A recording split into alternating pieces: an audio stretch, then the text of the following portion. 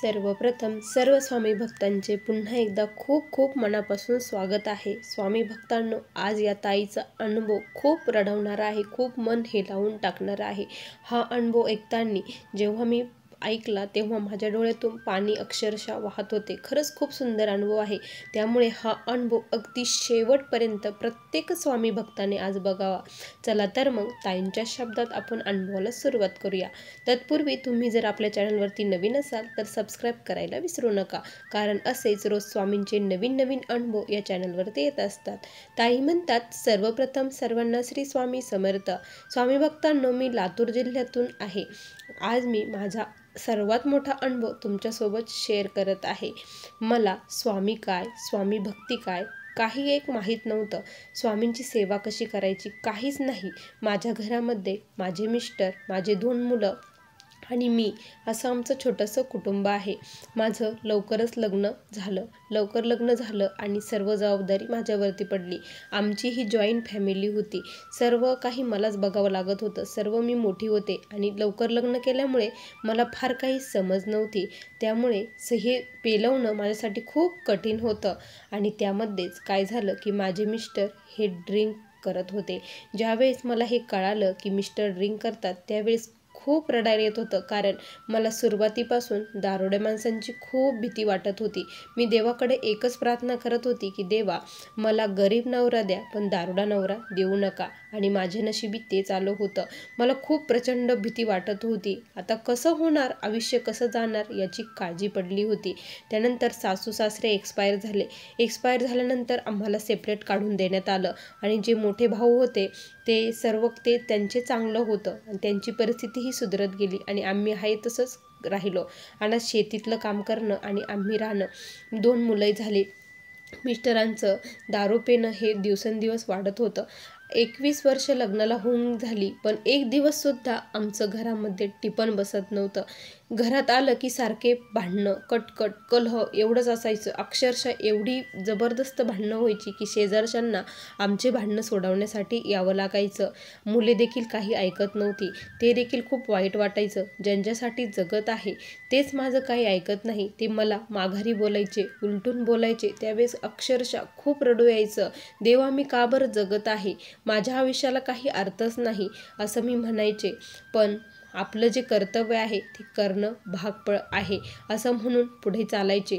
अक्षरशः एकदा तर अशी वेळ आली की इतके भांडणं झाले, भांडणं हे पूर्ण टोकाला गेले। खूप मोठी बैठकही बसली। मी म्हटलं की मला यांच्यासोबत राहायचंच नाही, आता मला सेपरेटच व्हायचं आहे।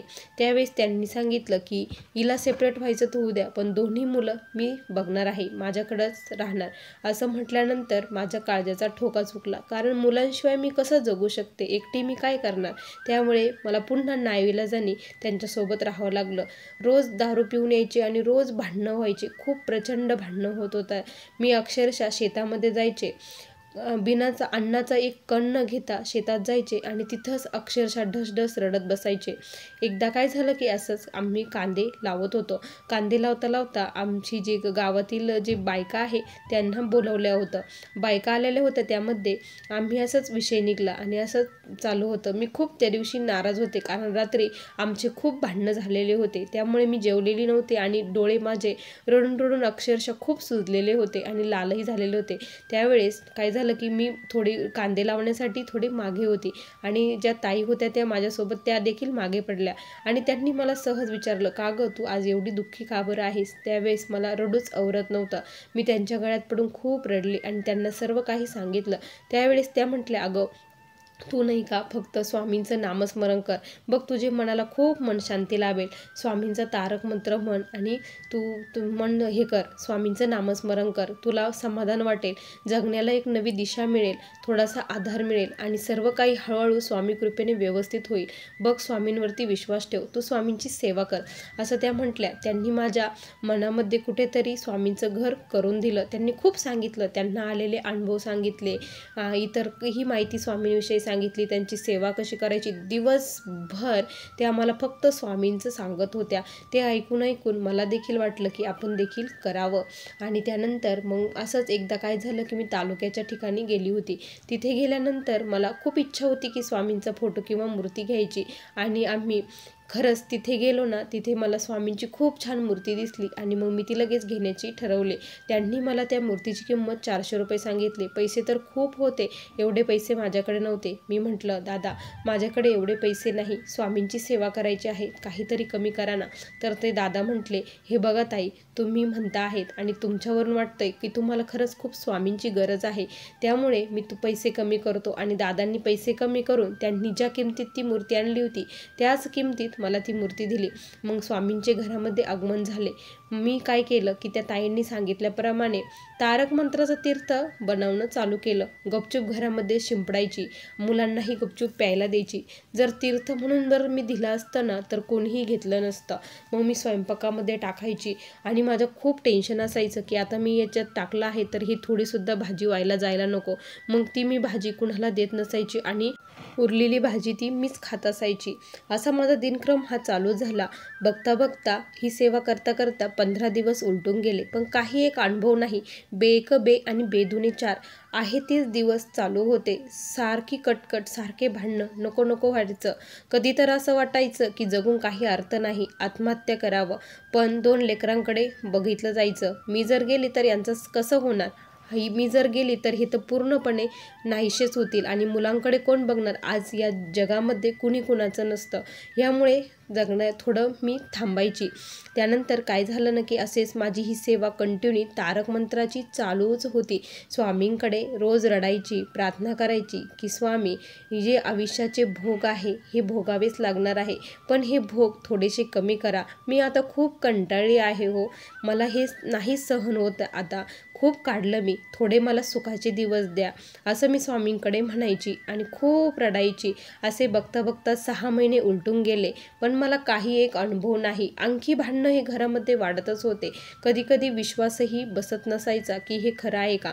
मग ज्या ताईंनी मला हे सांगितलं त्यांना मी कॉल केला आणि त्यांना सर्व काही परिस्थिती सांगितली. त्यावेळेस ताई म्हटल्या, घाबरू नको, स्वामींचं वाक्य आहे, भिवू नकोस, मी तुझ्या पाठीशी आहे, स्वामींवरती विश्वास ठेव, शेवटच्या क्षणाला स्वामी काहीतरी चमत्कार करतील. स्वामी परीक्षाही खूप बघतात, पण या परीक्षेमध्ये पास होण्याचं आपल्याला असतं, त्यामुळे तू धीर सोडू नको, स्वामींवरती विश्वास ठेव आणि त्यांची सेवा कर.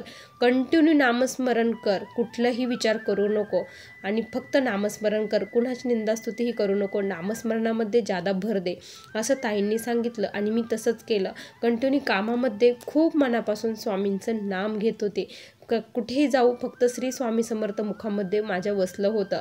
अक्षरशः जेवताना देखील माझ्या मनामध्ये स्वामींचा जप चालू असायचा आणि स्वयंपाक करतानाही जप करायची. आणि तारक मंत्राची गपचूप मिस्टरांना येण्याच्या अगोदरच मी तारक मंत्र म्हणून घ्यायची, 11 माळी जप करायची आणि जी विभूती पडेल ती स्वयंपाकामध्ये टाकून द्यायची आणि जे तीर्थ बनायचे ते त्यांना पिण्यासाठी देत होती.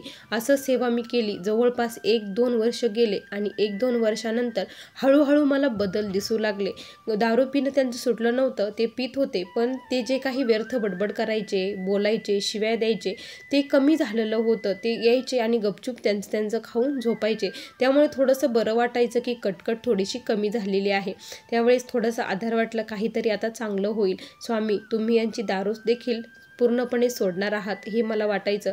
आणि हळूहळू सर्व काही व्यवस्थित झालं आणि मुलगा चांगल्या कॉलेजला लागला, मुलीचेही लग्न झाले. खूप छान मुलीला स्थळ मिळालं, जावई खूप छान आहे, मुलगी सुखात आहे. सर्व काही आता व्यवस्थित स्वामी कृपेने चालू आहे. मिस्टरांची दारू थोडीफार कमी झाली, पण आता चालूच आहे. पण विश्वास आहे की स्वामी नक्की एक दिवस माझ्या मनासारखं करतील आणि त्यांना देखील स्वामींच्या चरणापाशी स्वामी घेऊन येतील. कारण ज्या घराची स्त्री स्वामींच्या सेवेत असते त्या घरातील पुरुष आपोआप स्वामी सेवेमध्ये खेचला जातो. हे कित्येकांचे उदाहरण, अनुभव मी आत्तापर्यंत ऐकलेले आहे. स्वामी भक्तांनो, जो कलह होता, जी भांडणं होती, जी कटकट होती, जीव नको नको झाला होता, ते सर्व काही आता संपलं आहे. मन शांती मिळाली आहे. स्वामी भक्तांनो, असा मला हा आलेला अनुभव होता. श्री स्वामी समर्थ. बघा स्वामी भक्तांनो, किती सुंदर अनुभव होता. तुम्हाला या ताईंचा अनुभव कसा वाटला नक्की कमेंटमध्ये कळवा. पुन्हा भेटूया अशा सुंदर अनुभवासोबत. तोपर्यंत सर्वांना श्री स्वामी समर्थ. जय जय स्वामी समर्थ. श्री गुरुदेव दत्त.